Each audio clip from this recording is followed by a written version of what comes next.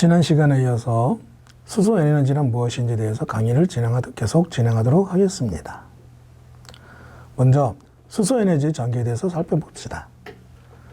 헨리 캐벤디시 경이 수소를 1776년 처음으로 발견하고 라부아지에가 수소란 이름을 1788년에 붙였습니다. 1874년 줄 베린이 수소가 화석연료를 대신할 것이라고 소설에서 얘기하고 있습니다. 즉 1874년 줄 베린은 신비의 섬이라는 책에서 다음과 같은 내용을 설명하고 있습니다. 소설의 내용을 살펴보면 다음과 같습니다. 미국 남북전쟁 당시 길을 잃은 북부 사람 5명이 어느 날 기구로 남군 진영에서 탈출하다 출발지에서 약 7,000마일 떨어진 신비의 섬에 도착합니다. 북군의 앞날에 대해 진지한 대화를 나누다가 그들 가운데 펜크로프라는 사람이 기술자 사이러스 하딩에게 아메리카 대륙에 석탄이 고갈될 경우 석탄 대신 무엇을 떼지라고 물었습니다. 하딩의 답은 물이었습니다. 하딩은 여보게들 수소와 산소로 이루어진 물은 언젠가 연료가 될 거야. 수소와 산소를 따로 쓰든 함께 쓰든 석탄에 비할 수 없을 만큼 강력하고 고갈되지 않는 에너지원이 될 거야. 물은 미래의 석탄이란 말일세라고 줄 베르는 이런 내용을 소설에서 표현하고 있습니다. 또한 1974년 국제수소협회 IAH가 만들어져서 수소에너지 시스템으로의 움직임이 태동되었습니다. 지금 수소를 연구하고 수소에 대해서 연구개발을 지속하는 전문가들이 얘기하기로는 2074년도에 완전한 수소에너지 체제로의 전환이 가능할 것이라고 얘기를 하고 있습니다. 다음 그림은 수소경제의 진입 시나리오를 나타내고 있습니다. 먼저 미국의 예를 보여주고 있습니다. 미국은 2000년도부터 2010년도까지 기술개발 단계로 보고 있으며 이 연구개발 단계에서는 위험이 크고 미래의 경쟁력이 있는 연구과제에 투자를 하여 상업화 가능 기술의 선정과 기술 진보를 위한 지속적 지원을 한다는 것입니다. 또한 2010년부터 2020년을 시장 진입 탐색 단계로 보고 있으며 이것은 초기 시장 진입 단계라고 볼 수 있습니다. 정부가 솔선하여 상업화 수소 기술을 채택함과 동시에 시장을 자극할 정책을 개발한다는 것입니다. 다음으로 2015년부터 2045년까지 시장 진입 및 인프라 구축 단계로 볼 수 있습니다. 즉 기반시설 확충 단계라고 볼 수 있습니다. 정부가 보급을 선도하여 결정하고 수소 생산 및 보급을 위한 기반시설을 확충하고 지원한다는 것입니다. 다음으로 수소 실현 단계를 볼 수 있으며 2040년까지 이룬다는 것입니다. 즉 수소경제 체제 실현 시작을 볼 수 있습니다. 즉 국가 수소정책의 실현을 볼 수 있습니다. 이렇듯 미국은 2040년부터 수소경제 체제의 실현을 목표로 하고 있습니다. 오른쪽 그림은 그 수소경제 실현을 위해서 제조, 수송, 저장, 전환, 이용 면에서 각 기술별로 어떻게 진행할 것인지를 나타낸 것입니다. 궁극적인 목표에 의해서 수소경제 실현 단계에서는 광학적 공정과 생물학적 공정, 열학 사이클에 의해서 수소를 제조하고 수송 면에서는 중간 집중과 분산 네트워크로 수소를 수송하고 저장 면에서는 대량 생산 기술을 성숙시켜 고상 수소 저장재, 즉 카본, 유리 기술 등을 이용한 저장을 활용하고 전환 면에서는 대량 기술을 생산 기술을 성숙시키고 이용 면에서는 공공 시스템 및 복합 연료 및 전력 시스템에 활용한다는 것입니다. 우리나라의 경우도 마찬가지로 수소 경제를 위해 진행하고 있습니다. 왼쪽 그림은 수소 경제의 개념을 나타내고 있습니다. 수소 생산에서는 화석연료에 의한 부생수소와 추출수소를 활용하고 재생에너지에 의한 수전의 수소, 또한 해외 수입에 의한 수입수소를 활용하고 수소 저장 운송 면에서는 파이프라인과 튜브 트레일러, 에코탱크로를 활용하고 수소 활용에서는 수송용과 가정 건물용, 발전용, 가스터빈을 활용한다는 것입니다. 즉 우리나라에서는 수소 경제를 새로운 성장용으로 보고 있습니다. 즉 수소 생산, 저장 운송 등 인프라 산업 시장을 창출할 것이고 소재 부품, 시스템 등 기술 결반 및 수요 촉진 등을 일으키시며 수소차, 연료전지를 미래 유망 품목으로 육성한다는 것입니다. 또한 에너지원의 다각화와 해외 의존도를 감소시키고 재생에너지 이용을 제고하여 에너지 자립화를 이루고, 또한 높은 에너지 효율과 탈탄소와 온실가스 감축과 미세먼지 절감을 통한 친환경 에너지를 개발한다는 것입니다. 우리나라의 수소경제 활성화 로드맵을 오른쪽에 나타내고 있습니다. 우리나라는 2040년도에 수소차를 약 620만 대를 보급할 계획을 가지고 있으며, 연료전지는 발전용으로 1.5기가와트, 가정용과 건물용으로 2.1기가와트를, 수소 공급량은 년 526만 톤을 예상하고 있습니다. 또한 생산 방식은 그린 수소를 활용한다는 것이며, 수소 가격은 킬로그램당 3,000원을 목표로 하고 있습니다. 이 그림은 일본의 수소경제 진입을 위한 그림을 나타내고 있습니다. 일본은 2030년 CO2 프리 하이드로겐하여 CO2가 전혀 배출되지 않는 수소경제를 이루고자 하고 있습니다. 2030년 수소 부피는 연간 약 30만 톤이었던 것을 2040년부터는 500만에서 1000만 톤을 생산한다는 목표를 가지고 있습니다. 또한 수소 가격은 2030년 킬로그램당 3달러를 예상했던 것을 2040년부터는 2달러까지 떨어뜨리는 목표를 가지고 있습니다. 또한 수소의 발전 가격은 킬로와트아워당 30년도에 17엔이었던 것을 2040년도부터는 킬로와트아워당 12엔을 예상하고 있습니다. 또한 수소 충전소 개소는 2030년 900개소를 예상하고 있고, 2040년부터는 이 개설된 수소가스 충전소를 다시 부품을 갖추거나 재리모델링하여 사용한다는 것입니다.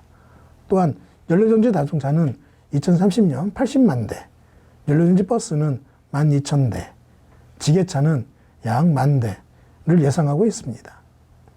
가정용 연료전지에서는 약 500만 개의 가정용 연료전지를 예상하고 있습니다.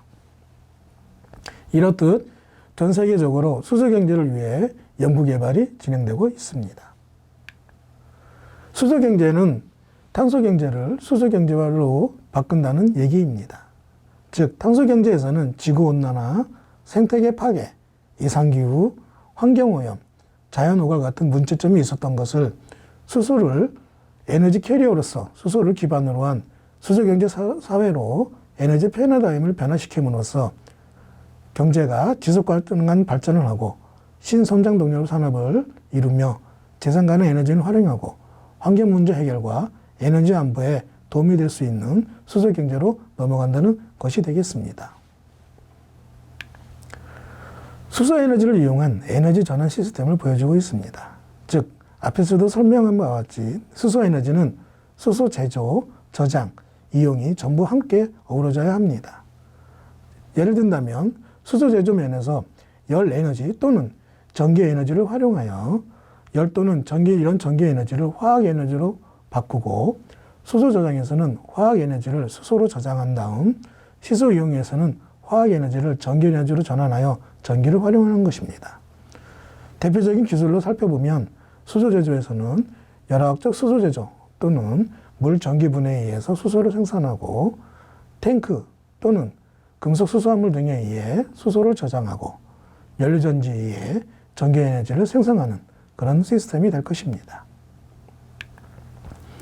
이 그림은 수소를 활용한 가정용 분산 전환의 예를 나타내고 있습니다. 재생에너지로 태양광 발전을 활용하여 태양광 발전에 의해 발전된 발전량 중에 잉여 전력을 활용하여 수전에 의해 수소를 생산한 다음 생산된 수소를 저장하고, 이 저장된 수소를 활용하여 연료전지에 의해 가정에 전력을 공급한다는 것입니다. 또한 연료전지에서 동시에 발생되는 열을 활용하여 가정용의 냉난방에 활용한다는 것이 바로 가정용 분산전환의 시스템이 되겠습니다. 수소에너지의 도입 효과를 살펴보면 수소는 연료로 사용할 경우에 연소 시 극소량의 질소 산화물을 제외하고는 공해 물질이 생성되지 않습니다. 따라서 환경오염 우려를 최소화할 수 있습니다. 수소 에너지의 도입이 빠를수록 대기 중 이산화탄소의 농도를 증가를 경감시킬 수 있습니다. 수소 에너지 이용 자체가 지구온난화 방지 기술이며 대기오염 방지 기술이 될 수 있습니다. 수소는 가스나 액체로서 쉽게 수송할 수 있으며 고압가스, 액체수소, 금속수소화물 등의 다양한 형태로 저장이 용이합니다. 수소는 무한정인 물 또는 유기물질을 원료로 하여 제조할 수 있으며 사용 후에는 다시 물로 재순환되므로 자원 고갈 우려가 없습니다. 따라서 수소는 석탄, 석유, 천연가스 등 기존 화석연료의 자연 고갈에 대비할 수 있는 적합한 차세대 에너지원, 즉 에너지 매체라고 볼 수 있습니다. 수소는 산업용의 기초 소재로부터 일반 연료, 수소자동차, 수소비행기, 연료전지 등 현재의 에너지 시스템에서 사용되는 거의 모든 분야에 이용될 수 있습니다. 수소 경제의 효과를 살펴보면 왼쪽 그림은 각 내연기관과 연료전지 자동차의 에너지 효율을 살펴본 것입니다. 내연기관의 경우 에너지 효율은 약 14%를 나타내고 있지만 연료전지의 경우는 약 23%로 내연기관보다 높은 효율을 보여주고 있습니다. 또한 연료전지에 따라서 어떠한 수소를 사용하에 따라서 에너지 효율은 서로 변하고 있습니다.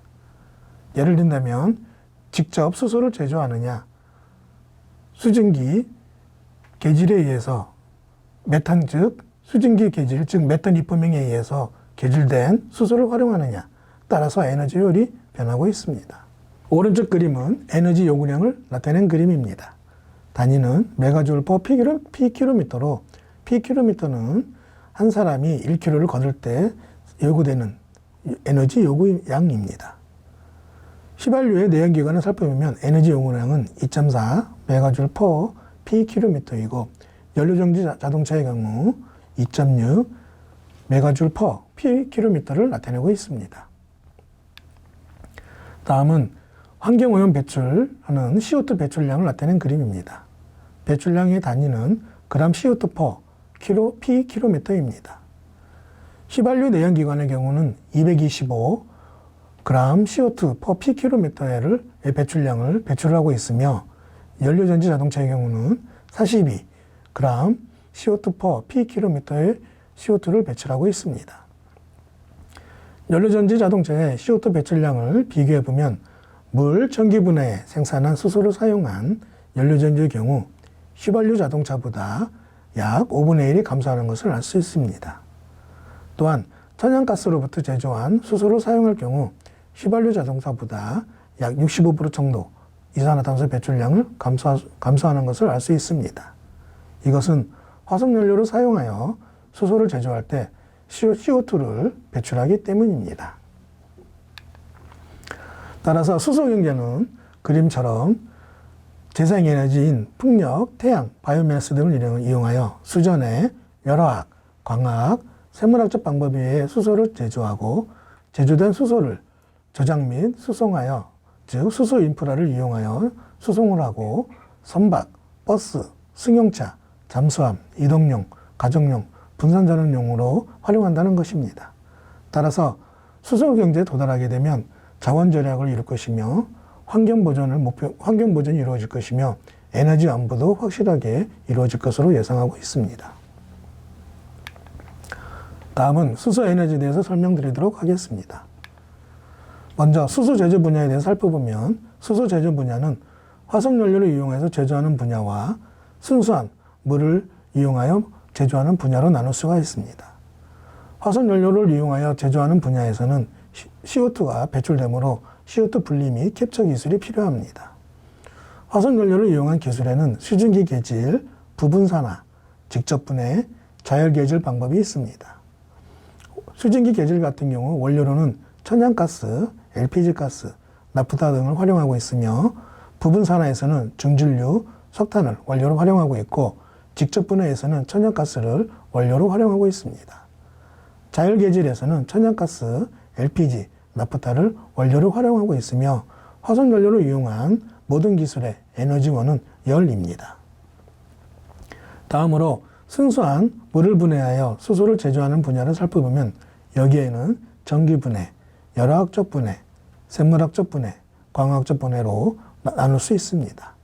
원료는 전기분해와 열화학적 분해와 광학적 분해는 순수한 물이 되며 생물학적 분해는 물과 바이오매스가 될 수 있습니다. 에너지 원료는 전기분해에서는 대상의 에너지의 전력 또는 수력, 원자력 등의 전력을 활용하고 있고 열화학적 분해에서는 태양열 또는 원자력의 폐열을 활용할 수 있습니다. 또한 생물학적 분해에서는 에너지원을 열과 미세물 등을 활용하고 있으며 광학적 분해에서는 에너지원으로 태양광을 활용하고 있습니다. 다음은 수소 저장 분야가 되겠습니다. 수소 저장 분야에는 여러 가지 종류가 있으나 대표적인 방법으로 액화수소, 압축탱크, 금속수소화물 또는 수소저장합금, 복합수소화물, 유기계 화학수소화물, 화학수소화물, 나노재료로 크게 나눌 수 있습니다. 액화수소는 원리는 수소를 마이너스 253도씨로 액화하여 저장하는 것입니다. 압축탱크는 수소기체를 고압, 즉 350바 또는 700바 용기에 저장하는 것입니다. 금속수소화물 또는 수소저장합금은 금속들이 갖고 있는 화학반응을 활용하는 것입니다. 즉, 금속수소화물 중 AB2라는 금속수소화물 같은 경우는 수소와 반응하여 AB2H2S를 생성하고 이때 델타 Q의 반응열을 필요로 합니다. 또한 복합금속수소화물 같은 경우 대표적인 예로 NaAlH4를 볼 수 있으며 6개의 NaAlH4 같은 경우는 2개의 Na3AlH3와 4개의 Al 알루미늄과 6개의 수소를 방출하고 다시 2개의 Na3AlH3는 6개의 NaH로 또한 6개의 알루미늄으로 6개의 수소를 방출하는 것입니다. 유기의 화학수소물 같은 경우는 사이클로헥세인을 대표적인 예로 들 수 있습니다. 즉, 사이클로헥세인과 등과 같이 수소를 갖고 있는 물질을 활용하여 수소를 저장하는 것입니다. 즉, 사이클로헥세인 같은 경우는 C6H12개가 C6H6으로 변하면서 3개의 수소 분자를 내놓게 됩니다. 화학수소화물은 즉 수소와 결합되고 있는 수소화물을 활용하는 것입니다. 즉 MHN은 화학수소화물에 물을 가하게 되면 MOH가 되고 이때 수소가 발생하게 됩니다. 이때 M은 대부분이 알칼리 금속이 될 것입니다. 대표적인 예로 NaBH4를 볼 수 있으며 NaBH4는 물과 반응하게 되면 NaBO2나 2와 4개의 수소가스를 발생하게 됩니다. 나노재료로는 모프 등 나노재료들을 볼 수 있습니다. 수소 이용에는 수소 연료전지와 수소 연료를 줄 수 있으며 여기서는 연료전지의 종류를 보여주고 있습니다. 연료전지에는 직접 메탄올형과 알카리형, 고분자 전해질형, 인산형, 영융탄산형형, 고체 산화물형으로 나눌 수 있습니다.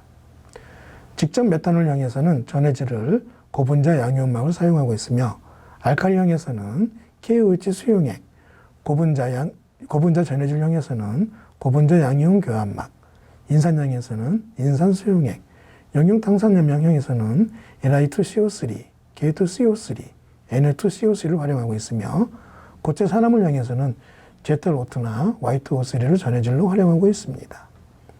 또한 전극제를 살펴보면 직접 메탄올형에서는 PT, 백금과 탄소를 결합한 물질을 활용하고 있으며 알카리형에서는 백금과 니켈을 결합한 물질, 고분자 전해질형에서는 백금과 탄소 계열, 인산형에서는 탄소에 백금을 입힌 물질, 영융탄산염에서는 니켈 또는 니켈 옥사이드, 고체 산화물형에서는 니켈 또는 난탄 니켈 옥사이드 등을 활용하고 있습니다. 이동하는 전하장치를 살펴보면 직접 메탄올형에서는 H 플러스 이온이 이동할 것이며 알카리형에서는 OH 마이너스, 고분자 전월형에서는 H 플러스, 인산형에서도 H 플러스, 영융탄산형에서는 CO3 이가 마이너스가 전하담체가 되고 고체 산화물형에서는 산소인 O2 마이너스가 전하담체가 됩니다. 각각의 발전 온도를 살펴보면 직접 메탄올형은 5에서 150도, 알카리형은 5에서 240도, 고분자 전해질형은 60에서 80도, 인산형은 160에서 210도, 영융탄산형은 600에서 700도, SOFC는 800에서 1000도씨가 발전 온도가 될 것입니다.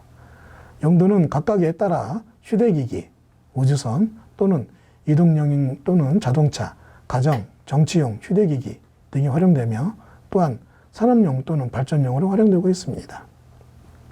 또한 그 용량은 대부분 수십 와트에서 수백 킬로와트까지 달하며 특히 영윤탕산용과 고체 산화물용인 SOFC는 수백 킬로와트에서 수십 메가와트까지 다루고 있으며 인산용도 마찬가지로 수백 킬로와트에서 수십 메가와트에 다다르고 있습니다. 신재생 에너지의 분류를 살펴보면 국내 같은 경우 신재생 에너지를 대체 에너지 개발 및 이윤 보급 촉진법 제2조에서 나누고 있습니다. 우리나라는 미래에 사용될 대체 에너지로 석유, 석탄, 원자력, 천연가스가 아닌 에너지로 11개 분야를 지정하고 있습니다. 신에너지로 수소, 연료전지, 석탄 액화가스화를, 재생에너지로 태양열, 태양광, 풍력, 소수력, 해양, 지열, 바이오매스, 폐기물을 지정하고 있습니다. 대표적 신재생 에너지 특성을 살펴보면 연료전지는 타발전에 비해 고효율을 나타내고 있습니다. 또한 분사발전에 적합하며 건설 및 유지 비용이 고가이지만 고가이기 때문에 견적성 확보 기술이 필요합니다. 또한 산업 파급 효과 및 시장 잠재력이 크다고 볼 수 있습니다. 다음 풍력이 같은 경우는 고도의 산업 성장률을 가지고 있으며 발전 단가가 최저이고 세계 전력의 12%를 점유하고 있으며 지역사회 성장유도 및 성장유도를 가져올 수 있으며 하지만 입지 선정이 곤란하고 계절의 영향을 크게 받습니다. 태양광의 같은 경우 에너지원이 청정이고 무제한이며 유지보수가 용이하고 무인화가 가능합니다. 또한 수명 또한 20년 이상을 깁니다. 하지만 초기 투자비, 발전 단가가 높고 장소가 한정적이며 큰 설치 면적을 필요로 하고 있습니다.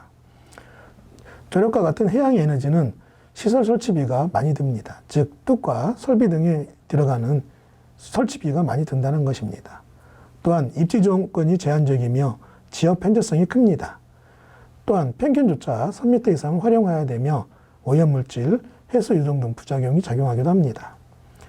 다음은 가스와 복합발전의 경우 발전효율이 높습니다. 또한 저급 연료를 고부가가치 에너지화를 할 수 있습니다. 하지만 대형 장치 산업으로 초기 투자비가 높습니다. 또한 석스나 넉스, CO2 배출량을 기존의 발전 시스템에 비해 현저하게 줄일 수 있다는 특징이 있습니다. 소수력기 같은 경우 10메가와트 이하의 소수력 수력 발전으로 활용할 수 있으며 투자비 및 발전 원가가 저렴합니다. 또한 설계 및 시공 기간이 짧지만 자원 한정과 기상과 계절의 영향을 받습니다. 또한 발전소 수명이 길고 운영비가 저렴하다는 특징이 있습니다. 다음은 수소 안전에 대해서 살펴보도록 합시다. 수소의 사고의 예를 살펴보면 힌덴버그 사고로 약 승객 97명 중 35명이 사망하였습니다. 이것은 1937년도에 일어난 일입니다. 힌덴버그호는 약 62회의 무사고를 운행하고 있었습니다. 그때 당시 사고가 났을 때는 수소가 원인이라고 얘기를 하였지만 1990년대 에디슨 베이의 연구에 따르면 이 폭발의 원인은 로켓 연료와 외장 섬유에 의한 연소에 의한 폭발로 결론을 지었습니다. 국내외 가스 안전사고 현황을 살펴보면 연도별로 가스 안전사고는 약간씩 증가하는 경향을 보이고 있으며 특히 고압가스와 도시가스, LPG 가스 사고가 많이 발생하고 있습니다. 또한 가스 사고의 점유율을 살펴보면 LPG 가스의 사고가 제일 높고 다음으로 도시가스와 고압가스 사고가 거의 동등하게 일어나고 있습니다. 수소의 연소 특성을 살펴보면 수소의 자연 발화 온도를 살펴보면 산소와 수소의 혼합가스는 560도씨, 공기 중에서는 507도씨, 72도씨입니다. 메탄은 산소 중에서 556도씨, 공기 중에서 537도씨입니다. 연소 속도는 수소는 화학적 활성이 상당히 큰 원소이며 연소 속도는 메탄의 8배로 빠릅니다. 점화 에너지를 살펴보면 수소의 최소 발화 에너지는 메탄의 16분의 1인 0.018메가줄입니다. 표는 각 가연성 기체들의 연소 속도와 점화 에너지를 나타낸 것입니다. 메테인의 연소 속도는 37cm/s이고 점화 에너지는 33 곱하기 10-5승 주울입니다. 프로페인의 같은 경우는 최고 연소 속도는 43cm/s이고 점화 에너지는 30 곱하기 10-5승 주울입니다. 수소는 최고 연소 속도는 291cm/s로 제일 높고 점화 에너지는 1,008 곱하기 10-5승 주울로 가장 낮습니다. 수소 연소의 특성을 살펴보면 왼쪽 그림은 수소 자동차와 휘발유 자동차의 탱크와 탱크에서 구멍이 나여 점화가 되었을 때 일어나는 현상을 나타내고 있습니다. 수소 자동차의 경우 탱크에 구멍이 나고 불이 붙었을 때 탱크에 있는 수소가 모두 탈 때까지 발화하고 있으며 이때 수소가 전부 타버리면 그 연소는 멈추게 됩니다. 하지만 휘발유 자동차의 경우 탱크에 있던 휘발유가 자동차 전체로 번지면서 1분 후에 자동차 전체로 화재가 퍼지는 것을 알 수 있습니다. 다음은 오른쪽 그림은 수소 안정 인증에 대해서 나타낸 그림입니다. 이것은 현대 자동차의 개발 현황으로 화재 및 낙하, 충격 및 극한 온도 반복 시험에 의해서 수소 탱크가 파열 및 수소 누출 없음을 확인한 결과가 되겠습니다. 즉 수소 탱크의 안전을 위해 화재 시험, 낙하 시험, 충격 시험, 극한 온도 반복 시험 등을 거쳐서 발화 시작하여 수소 안전 밸브 작동 전과 작동 후에 또는 시험 종료를 살펴본 결과 수소 탱크는 파열 및 수소 누출이 없었다는 것을 확인한 결과가 되겠습니다. 따라서 수소 탱크는 내압용기 안전 기준을 만족하다고 결론 지었던 결과가 되겠습니다. 이상입니다.